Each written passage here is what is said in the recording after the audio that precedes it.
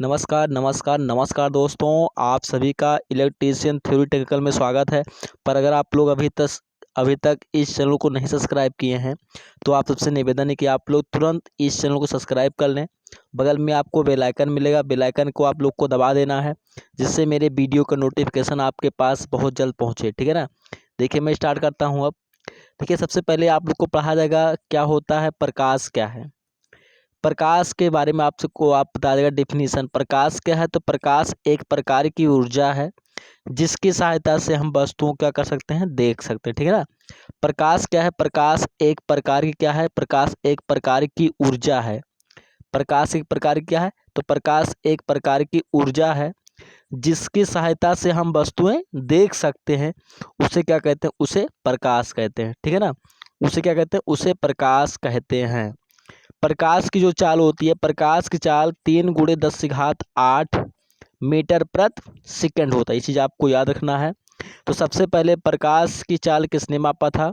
तो थे वैज्ञानिक, कौन थे? रोमर थे। ठीक है ना। तो उन्होंने क्या किया था? सबसे पहले प्रकाश की चाल मापा था। कितना होता है प्रकाश चाल निर्वात में? 3 × 10⁸ मीटर प्रति सेकंड होता है। ठीक है ना। इसके बाद आप लोग जानेंगे प्रकाश का परावर्तन क्या होता है। यानी इससे मान लीजिए कोई चिकना पालिशदार तल है, यानी जब कोई प्रकाश की किरण किसी चिकने या पालिशदार तल से टकराएगी और टकराने के बाद उसी माध्यम में वापस लौटना ही क्या कहलाता है? प्रकाश का परावर्तन कहलाता है। और देखिए ये प्रकाश किरण जाकर जिस बिंदु पर टकराती है, ठीक है ना, जिस बिंदु पर टकराती उस बिंदु को बोलते हैं आपतन बिंदु। और आपतन बिंदु पर ये खींचा गया जो अभिलंब होता है, ये जो लंब होता है इसे क्या बोलते हैं? इसे बोलते हैं अभिलंब। ठीक है ना। ये क्या होता है? ये होता है अभिलंब। और ये आपतित किरण है और ये क्या है? परावर्तित किरण। और बीच में अभिलंब है तो ये होगा आपतन कोण, यानी आपतित किरण और अभिलंब के बीच में बना कोण आपतन कोण होता है। अभिलंब और परावर्तित किरण, ठीक है ना, तो इसके बीच में बना बना कोण क्या होता है? परावर्तन कोण। तो सबसे ज़्यादा इंपॉर्टेंट क्या है कंपटीशन के लेवल से? ये जो होता है आपतन कोण आई होता है, परावर्तन कोण आर। तो क्या होता है? परावर्तन के नियमानुसार क्या होता है? आपतन कोण बराबर क्या होता है? परावर्तन कोण। ये चीज़ आपको याद रखना है। ठीक है ना, कि आपतन कोण बराबर क्या होता है? परावर्तन कोण होता है। चलिए देखिए उसके एग्जाम्पल देख लीजिए। कहा गया उदाहरण आपको जानना है। ठीक है ना। तो इसके उदाहरण क्या है ये चीज़ आपको जान लेना है। देखिए कहा गया दर्पण में प्रतिबिंब का दिखाई देना, ये भी क्या है? दर्पण से संबंधित है। ग्रहों का चमकना, ये भी क्या है? दर्पण से ही संबंधित है। कहा गया वस्तुओं के रंग का निर्धारण करना, क्या होता है? दर्पण से ही संबंधित, यानी प्रकाश के लेवल में ही आता है। चलिए आगे देखिए आप लोग। ठीक है। पर अगर आप लोग अभी तक चैनल नहीं सब्सक्राइब किए तो आपसे निवेदन है कि आप लोग क्या करें, तुरंत चैनल को सब्सक्राइब कर लें। बगल में आपको बेल आइकन को आप लोग को दबा देना, जिससे मेरे वीडियो का नोटिफिकेशन आपके पास बहुत जल्द पहुंचे। देखिए पढ़ा जाएगा प्रकाश का पूर्ण आंतरिक परावर्तन हमेशा सघन से विरल में होता है। चीज़ आपको याद रखना है। ठीक है। जो प्रकाश का पूर्ण आंतरिक परावर्तन होता है हमेशा सघन माध्यम से, कहाँ होता है? सघन माध्यम से विरल माध्यम। ठीक है। अब ये सघन माध्यम क्या है और विरल माध्यम क्या है? ठीक है ना। यानी जिसका अपवर्तनांक ज़्यादा होगा वो सघन माध्यम होगा और जिसका अपवर्तनांक कम होगा वो क्या होगा? वो विरल माध्यम होगा। ठीक है। ये चीज़ आपको याद रखना है। यानी जिसका अपवर्तनांक क्या होगा? जिसका अपवर्तनांक ज़्यादा होगा वो क्या होगा? वो होगा सघन माध्यम। और जिसका अपवर्तनांक कम होगा वो होगा विरल माध्यम। तो सबसे ज़्यादा ये चीज़ आपको ये याद रखना है कि प्रकाश का पूर्वांतरिक परावर्तन जो होता है यह हमेशा सघन माध्यम से विरल माध्यम में होता है। ठीक है ना। चलिए इसके बारे में समझते हैं। ठीक है ना। अच्छा देखिएगा इसमें कहा गया जब प्रकाश किसी सघन माध्यम से, ठीक है ना, जब प्रकाश किसी सघन माध्यम से विरल माध्यम में प्रवेश करती है, ठीक है ना, जब प्रकाश किरण सघन माध्यम से विरल माध्यम में प्रवेश करती है तो एक विशिष्ट आपतन कोण किरण क्या होता है? समकोण पर आपतित होता है। ठीक है ना। एक विशिष्ट आपतन कोण पर क्या होता है? आपतन कोण पर किरण समकोण पर आपतित होता है। इस कोण को क्या बोलते हैं? क्रांतिक कोण।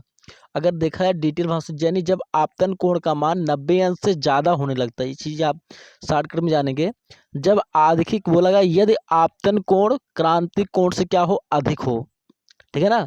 यदि आपतन कोण क्रांतिक कोण से अधिक हो जाए तो प्रकाश किरण उसी माध्यम में लौट जाता है। इसे क्या बोलते हैं, इसे बोलते हैं प्रकाश का पूर्णांतरिक परावर्तन। चीज़ ज़्यादा इंपॉर्टेंट है, ये चीज़ आपको याद रखना है, ठीक है ना। देखिए क्या बोला गया है, यदि आपतन कोण क्रांतिक कोण से क्या हो जाए, क्रांतिक कोण से अधिक हो जाए तो प्रकाश किरण वापस उसी माध्यम में लौट आती है। इसे ही बोलते हैं पूर्णांतरिक परावर्तन। इसे क्या कहते हैं, इसे ही कहते हैं पूर्णांतरिक परावर्तन कहा जाता है, ठीक है ना। यानी जब आपतन कोण का मान 90 अंश से ज़्यादा होगा तब क्या होगा, तब उसे बोलेंगे क्रांतिक कोण। और यदि आपतन कोण का मान क्रांतिक कोण से क्या हो जाए, यदि आपतन कोण का मान क्रांतिक कोण से अधिक हो जाए तो प्रकाश किरण वापस उसी माध्यम में लौट आती है। इसे ही क्या बोलते हैं, इसे ही कहा जाता है पूर्णांतरिक परावर्तन कहा जाता है, ठीक है ना। चलिए आगे देखिए, परावर्तन में प्रकाश किरण की आवृत्ति परावर्तन के बाद को क्या बोलती है, परावर्तन बाद कम हो जाती है, ठीक है ना। परावर्तन में प्रकाश किरण की आवृत्ति परावर्तन के बाद कम हो जाती है। पूर्ण आंतरिक परावर्तन में प्रकाश किरण की आवृत्ति नहीं बदलती है। इस चीज आपको ध्यान में रखना है, ठीक है ना। एक बार फिर से समझ लीजिएगा, कहा गया है परावर्तन में प्रकाश किरण की आवृत्ति परावर्तन के बाद कम हो जाती है, तो पूर्ण आंतरिक परावर्तन में प्रकाश किरण की आवृत्ति नहीं बदलती। ये चीज़ आपको ध्यान में रखना है, ठीक है ना। क्योंकि दोनों देखिए एक ही संबंधित हैं। जैसे इसमें क्या है परावर्तन, इसमें पूर्ण आंतरिक परावर्तन है, तो इसमें पूछेगा कि ये जो आवृत्ति कम या ज़्यादा होती है तो क्या होता है, इसमें कम हो जाती है, ठीक है ना। और इसमें क्या होता है, इसमें कोई आवृत्ति नहीं चेंज होती है। ये चीज़ आप लोग को ध्यान में रखना है, ठीक है ना। देखिए पूर्ण आंतरिक परावर्तन के 3-4 एग्जाम्पल है, चीज़ आपको ध्यान में रखना है। कौन कौन से हैं, जैसे हीरे का चमकना पूर्ण आंतरिक परावर्तन है, मृग मरीचिका क्या है, पूर्ण आंतरिक परावर्तन है। इसके बाद बोला गया देखिए, पानी में डूबी परख नली का चमकीला दिखाई देना, पानी में डूबी परख नली का चमकीला दिखाई देना क्या होता है, पूर्ण आंतरिक परावर्तन के कारण ही होता है। कांच का चटका हुआ भाग चमकीला दिखाई देना, ये भी क्या है, ये भी पूर्णांतरिक परावर्तन का ही क्या है, कारण है। चलिए आगे देखिए, पर अगर आप लोग अभी तक सब्सक्राइब नहीं किए हैं तो आप लोग सब्सक्राइब कर लें। बगल में आपको बेल आइकन मिलेगा, बेल आइकन को आप लोग को दबा देना, जिससे मेरे वीडियो का नोटिफिकेशन आपके पास बहुत जल्द पहुंच जाए। कहा गया एक माध्यम से दूसरे माध्यम में प्रवेश करते समय प्रकाश किरण का मार्ग से क्या हो जाए, विचलित हो जाना ही क्या कहलाता है, प्रकाश का अपवर्तन कहलाता है। फॉर एग्जाम्पल आप लोग समझें कैसे होता है प्रकाश का पूर्णांतरिक परावर्तन, प्रकाश का अपवर्तन। इससे मान लीजिए ये कोई क्या है, ये कोई माध्यम है, इधर समझिए कुछ भी है, ठीक है। इधर जान लीजिए वायु है, ठीक है ना, और इधर समझ लीजिए जल। तो दो माध्यम हो गए ना, एक वायु अलग माध्यम है और एक जल क्या है, अलग माध्यम, ठीक है ना। तो इसको मैं एक बार फिर से करता हूँ, देखिए कैसे होता है, ठीक है ना। ठीक है, इधर हमने क्या कहा, इधर का हमने वायु है, ठीक है ना, और इधर क्या है, जल है। तो जब कोई प्रकाश कण इसे जा रही हो, ठीक है ना, और ये क्या हो जाए, अपनी मार्ग से विचलित, यानी अगर वो इधर की जा रही हो कटकर इधर चली जाए तो क्या होगा, अपने मार्ग से विचलित हो जाती है। और यही घटना क्या कहलाती है, यही घटना कहलाती है प्रकाश का परावर्तन, है ना, प्रकाश का अपवर्तन कहलाता है, ठीक है। एक बार आप लोग फिर से समझेंगे, कहा गया एक माध्यम से दूसरे माध्यम में प्रवेश करते समय प्रकाश किरण का मार्ग से क्या हो जाए, विचलित हो जाना प्रकाश का अपवर्तन कहलाता है।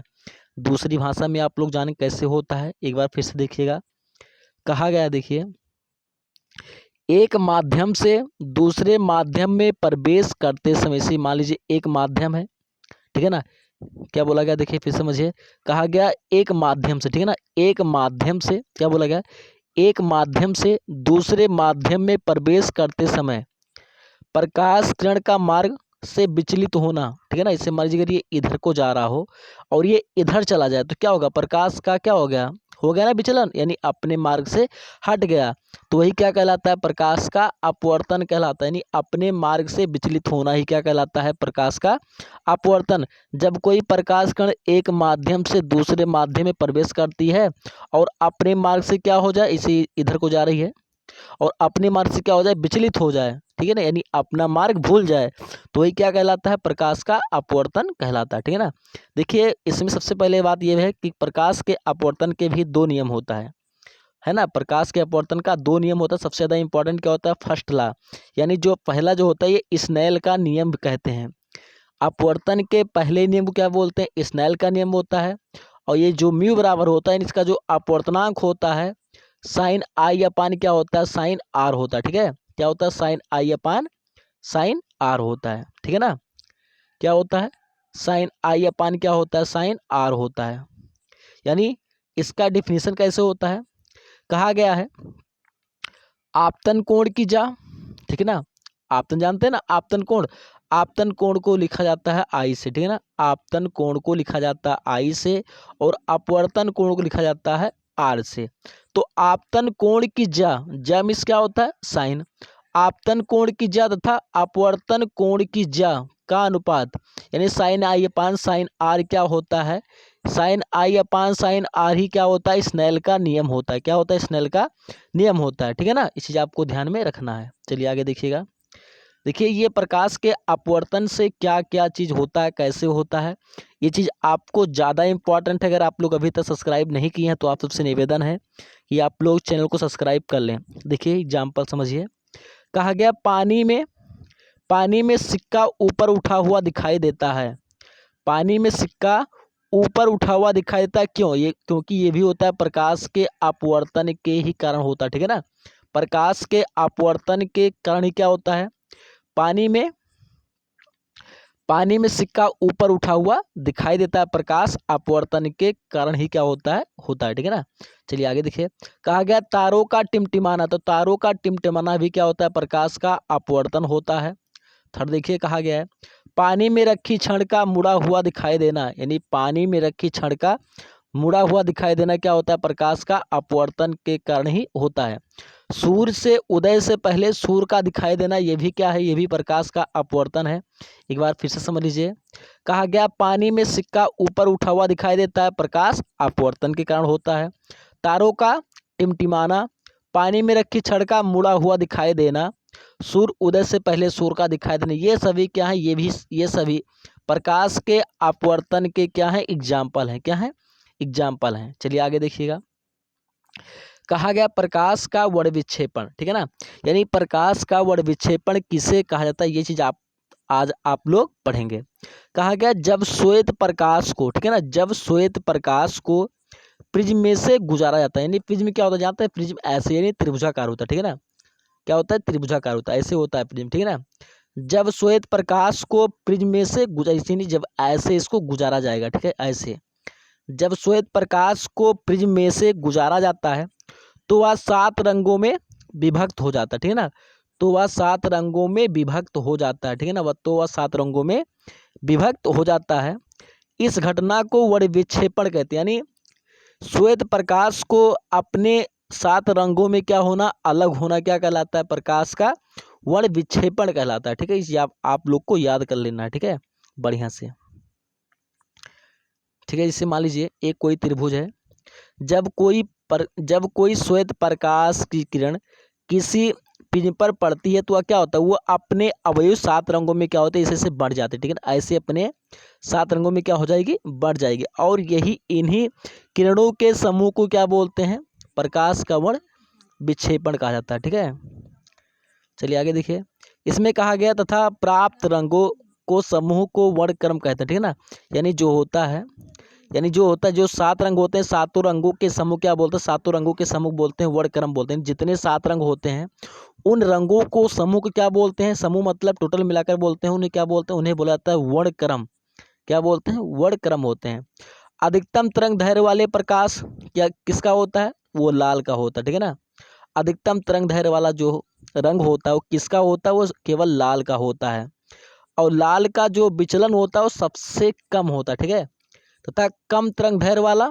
देखो सबसे ज़्यादा अगर पूछा जाए विचलन किसका होता है, तो सबसे ज़्यादा जो विचलन होता है वो विचलन होता है बैगनी रंग का। किसका होता है? सबसे ज़्यादा विचलन जो होता है वो बैगनी रंग का होता है, ठीक है ना।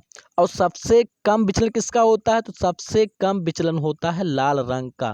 किसका होता है? लाल रंग का सबसे कम होता है और बैगनी रंग का विचलन सबसे ज़्यादा होता है। अगर पूछा जाए किसका तरंग दैर्घ्य सबसे ज़्यादा होता है, तो जो लाल होता है लाल रंग का तरंग दैर्घ्य सबसे ज़्यादा होता है और बैगनी रंग का तरंग दैर्घ्य सबसे कम होता है। ये चीज़ आपको ध्यानपूर्वक समझ लेना है, ठीक है। अगर आपसे कहा जाए कि बैगनी रंग का विचलन क्या होता है, तो बैगनी रंग का विचलन सबसे ज़्यादा होता है और सबसे कम किसका होता है? तो सबसे कम होता है लाल का, ठीक है ना। अगर कहा जाए किसका तरंग दैर्घ्य सबसे ज़्यादा होता है, तो सबसे ज़्यादा तरंग दैर्घ्य ज़्यादा होता है लाल का। सबसे ज़्यादा लाल का तरंग दैर्घ्य ज़्यादा होता है और सबसे कम किसका होता है? सबसे कम होता है बैगनी रंग का, ठीक है ना। चलिए आगे देखिएगा।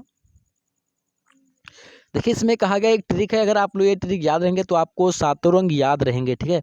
कहा गया रो, है ना, रोजी की बीबी, है ना, रोजी की बीबी, ये चीज़ आपको याद रखना। तो आपको अगर ये चीज़ याद रहेगा तो ये से याद रखेंगे आप ट्रिक, ठीक है ना। अगर आपको ये ट्रिक याद है तो आप लोग को याद होगा, ठीक है ना। रोजी की बीबी, रोजी की बीबी, ये चीज़ आपको याद कर लेना है, ठीक है ना। तो कैसे याद होगा? कहा गया रो, तो रो से क्या होगा? रेड हो जाएगा। क्या हो जाएगा? रेड हो जाएगा, ठीक है ना। क्या क्या होगा? रेड हो जाएगा, ऑरेंज हो जाएगा और येलो। देखो हो गया ना रो, ROY, रो। रो मिस क्या होगा? रेड हो गया, ऑरेंज हो गया, इसके बाद येलो। येलो मिस क्या होता है? पीला होता है। चलिए इसके बाद जी बोला ना, तो जी से क्या होता है? जी से होता है ग्रीन। जी से क्या होता है? जी से होगा ग्रीन। और बी से क्या होगा? बी भी होगा ना, तो क्या हो जाएगा? बी से ब्लू हो जाएगा। और आई से क्या होगा? इंडिगो। और वी से क्या होगा? वायलेट। यही 7 रंग है, ठीक है भैया, यही 7 रंग है। ये चीज़ आपको याद ध्यानपूर्वक रखना है, ठीक है। चलिए आगे देखिए। कहा गया इसमें देखिए, कहा गया आपतित किरण को आगे बढ़ाने पर तथा निर्गत किरण को पीछे बढ़ाने पर उनके मध्य जो कोण बनता है उससे प्रिज्म कोण कहते हैं। ये चीज़ आपको ध्यानपूर्वक समझना है कि प्रिज्म कोण किसे कहा जाता है। तो आपतित किरण को आगे बढ़ाने पर, किसको? आपतित किरण को आगे बढ़ाने पर तथा निर्गत किरण को पीछे बढ़ाने पर उनके मध्य जो कोण बनता है उसे क्या बोलते हैं? उसे कहा जाता है प्रिज्म कोण। उसे क्या कहते हैं? उसे कहते हैं प्रिज्म कोण। यानी आपतित किरण को आगे बढ़ाने पर तथा निर्गत किरण को पीछे बढ़ाने पर, तो इनके बीच में जो कोण बनेगा उसे क्या बोलेंगे? उसे ही कहा जाता है प्रिज्म कोण कहते हैं, ठीक है ना। इसके बाद आता है इंद्रधनुष। क्या आता है? इंद्रधनुष। तो देखिए जो इंद्रधनुष होता है ये 2 प्रकार का होता है ना। एक होता है प्राथमिक इंद्रधनुष और एक होता है द्वितीयक इंद्रधनुष, ठीक है ना। तो जो इंद्रधनुष होता है ये भी कितने प्रकार का होता है? ये भी 2 प्रकार का होता है, यानी प्राथमिक और द्वितीय। देखिए यह परावर्तन, अपवर्तन, पूर्णांतरिक परावर्तन और वर्ण विक्षेपण की घटना से ही होता है, ठीक है ना। यह परावर्तन से होता है, अपवर्तन, पूर्णांतरिक परावर्तन और वर्ण विक्षेपण की घटना से ही होता है। क्या होता है? हैं? क्या होता है भैया? ये होता है इंद्रधनुष। तो इंद्रधनुष देखिए इसमें जो प्रथम होता है, प्रथम में कौन कौन सा रंग होता है? तो लाल, हरा, बैगनी होता है, ठीक है ना। तो प्रथम में क्या होता है? तो प्रथम में होता है लाल, हरा, बैगनी होता है। द्वितीय में होता है बैगनी, हरा, लाल। ये चीज़ आपको ज़्यादा इंपॉर्टेंट, ये चीज़ आपको याद रखना है कि प्रथम में क्या होता है? लाल, हरा, बैगनी होता है। और इसमें कैसा होता है? इसमें सेम टू सेम क्या होता है? अपोजिट होता है, ठीक है ना। इसे इतने के प्रथम में क्या होगा? लाल, हरा, बैगनी। तो इसमें देखिए द्वितीय में क्या है? बैगनी हो गया, हरा, इसके बाद लाल। देखिए सेम टू सेम अपोजिट है, ठीक है ना। चलिए आगे देखिएगा। कहा गया रंग, तो देखिए आप लोग समझिएगा रंग किससे कहते हैं, यानी रंग क्या है। कहा गया वस्तुओं का अपना कोई रंग नहीं होता है। बिल्कुल भैया बात सही है, वस्तुओं का कोई अपना रंग नहीं होता है। प्रकाश का कुछ भाग वस्तुएं अवशोषित कर लेती हैं, ठीक है ना। प्रकाश का जो कुछ भाग वो क्या करती हैं? वो क्या करती हैं? प्रकाश का कुछ भाग वस्तुएं अवशोषित कर लेती हैं जबकि कुछ भाग परावर्तित करती हैं, ठीक है ना। देखिए इसमें ज़्यादा इंपॉर्टेंट कुछ भी नहीं, इसको नहीं बताऊंगा मैं, आगे देखिएगा। ज़्यादा ज़्यादा इंपॉर्टेंट जो है वो चीज़ आपको देख लेना है, ठीक है ना। देखिए इसमें कहा गया, देखिए कहा गया लाल हरा नीला, है ना, लाल हरा नीला रंग जो होता है ये प्रथम रंग कहलाते हैं, यानी लाल हरा जो नीला होता है ये रंग जो होते हैं ये प्रथम रंग कहलाते हैं। ठीक है ना, ठीक है ना। क्या क्या होता है, लाल हरा नीला होता है, तो लाल हरा नीला रंग जो है ये प्रथम रंग कहलाते हैं। बाकी सभी रंग इन्हीं से ही बनते हैं, यानी चीज अगर आपसे कहा जाए यानी जो प्राथमिक यानी जो प्रथम रंग होते हैं कौन कौन सा होता है, तो लाल हरा नीला होता है। ठीक है ना, क्या होता है, लाल हरा नीला होता है। इसके बाद आता है गौण रंग, यानी दो प्राथमिक रंगों के संयोग से जो रंग बनता है उसे ही कहा जाता है गौण रंग। ठीक है ना, यानी प्राथमिक यानी दो प्राथमिक रंगों के संयोग से जो रंग बनेगा उसे क्या, उसे बोलेंगे गौण रंग। इसे मतलब लाल और हरा मिलाने पर क्या बनता है, तो लाल और हरा मिलाने से क्या बनता है, तो पीला बनता है। ठीक है ना, क्या बनता है, पीला बनता है। चलिए आगे देखिए, इसमें कहा गया है जिन दो रंगों के मेल से श्वेत रंग प्राप्त होता है उसे पूरक रंग कहते हैं। क्या कहते हैं, उसे उसे पूरक रंग कहते हैं। ठीक है ना, ये चीज आपको ज्यादा इंपॉर्टेंट है और आपको जानना भी चाहिए। ठीक है ना, कहा गया है जिन दो रंगों के मेल से श्वेत रंग प्राप्त हो, श्वेत मतलब सफेद, ठीक है ना, जिन दो रंगों के मेल से श्वेत रंग प्राप्त होता है वह पूरक रंग कहलाते हैं। क्या कहलाते हैं, वह पूरक रंग कहलाते हैं। चलिए आगे देखिएगा, इसके बाद आता है लेंस। क्या आता है, लेंस। और लेंस आप लोग जानते हैं सबसे ज़्यादा इंपॉर्टेंट होता है और इसके कई दोष भी होते हैं, कम से कम 4 दोष होते हैं। और ये कैसे कैसे होता है ये चीज़ आपको बताया जाएगा। अगर आप लोग अभी तक चैनल को नहीं सब्सक्राइब किए हैं तो आप सबसे निवेदन है कि आप लोग क्या करें, तुरंत चैनल को सब्सक्राइब कर लें। बगल में बेल आइकन होगा, बेल आइकन को आप लोग को दबा देना है जिससे मेरे वीडियो का नोटिफिकेशन आपके पास बहुत जल्द पहुंच जाए। देखिएगा, अब आप लोग क्या पढ़ेंगे, अब आप लोग पढ़ेंगे लेंस। क्या पढ़ेंगे आप लोग, अब आप लोग पढ़ेंगे लेंस। देखिए लेंस एक अपवर्तक माध्यम है। ठीक है ना, लेंस क्या है, लेंस एक अपवर्तक माध्यम है जो दो वक्र अथवा एक वक्र अथवा समतल सतह से क्या होते हैं, घिरे होते हैं। उसे क्या कहते हैं, उसे कहा जाता है लेंस। ठीक है ना, उसे क्या कहते हैं, उसे कहा जाता है लेंस। लेंस एक अपवर्तक माध्यम है जो दो वक्र अथवा एक समतल सतह से क्या होता है, घिरा होता है, उसे लेंस कहा जाता है। ठीक है ना, लेंस जो होता है, लेंस मुख्यतः दो प्रकार के होते हैं। लेंस मुख्यतः दो प्रकार के होते हैं। ठीक है ना, सबसे पहला क्या होता है, एक होता है उत्तल लेंस और एक होता है अवतल लेंस। ठीक है ना, जो लेंस होता है, लेंस दो प्रकार का होता है, एक होता है उत्तल लेंस और एक होता है अवतल लेंस। तो उत्तल लेंस क्या है ना, तो उत्तल लेंस क्या है, यानी ऐसा लेंस, ठीक है ना, ऐसा लेंस जो किनारे पे पतला, ठीक है ना, जो किनारे पे क्या हो, जो किनारे पे हो पतला और बीच में कैसा, बीच में मोटा हो, तो उसे क्या बोलेंगे, उसे कहा जाता है, उसे कहा जाता है उत्तल लेंस। ठीक है ना, एक बार फिर से समझिएगा, कहा गया ऐसा लेंस जो किनारे पे कैसा हो, जो किनारे पे पतला, जो किनारे पे पतला हो और बीच में कैसे, देखिए बीच में क्या है, बीच में मोटा है और किनारे पे क्या है, तो किनारे पे पतला है। यानी ऐसा लेंस जो किनारे पे क्या हो, पतला हो, बीच में मोटा हो, उसे कहा जाता है उत्तल लेंस। उसे क्या कहते हैं, उसे कहा जाता है, उसे कहा जाता है उत्तल लेंस। तो अवतल लेंस क्या है, यानी ऐसा लेंस जो किनारे पे क्या हो, जो किनारे पे मोटा हो और बीच में कैसा हो, तो बीच में पतला हो। जैसे देखिए, देखिए ये क्या है, बीच में पतला है और किनारे पे क्या है, तो किनारे पे मोटा सा है। ठीक है ना, ये मोटा सा है, तो इसे बोलेंगे अवतल लेंस। तब क्या कहेंगे इसे, तब इसे कहा जाता है अवतल लेंस। ठीक है ना, चलिए आगे देखिएगा।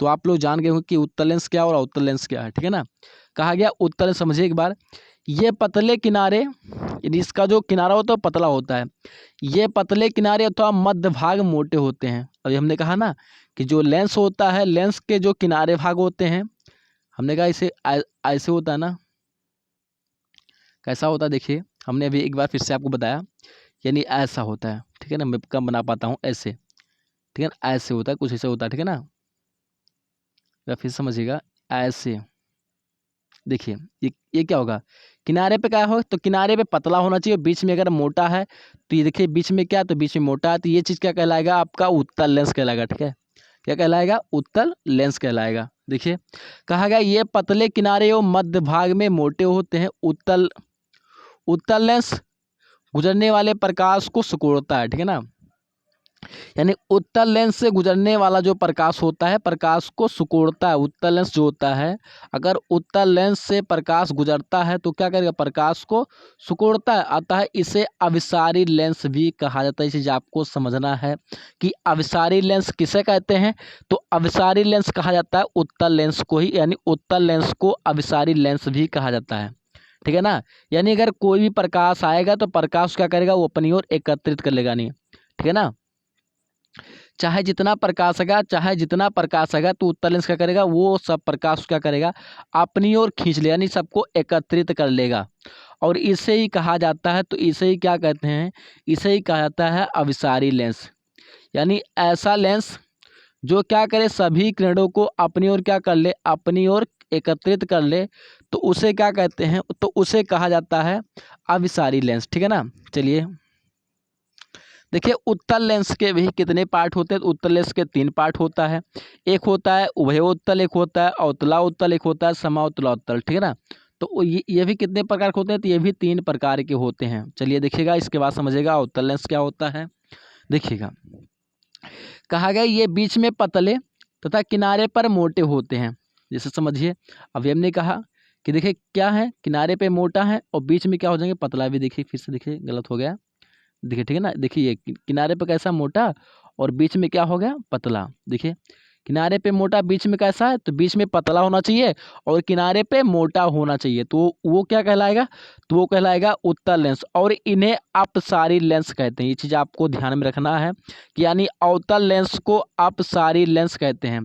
तो जो अपसारी लेंस होता है, ये क्या करता है, ये एक बिंदु से क्या करता है, सभी किरणों को क्या करता है, भेजता है।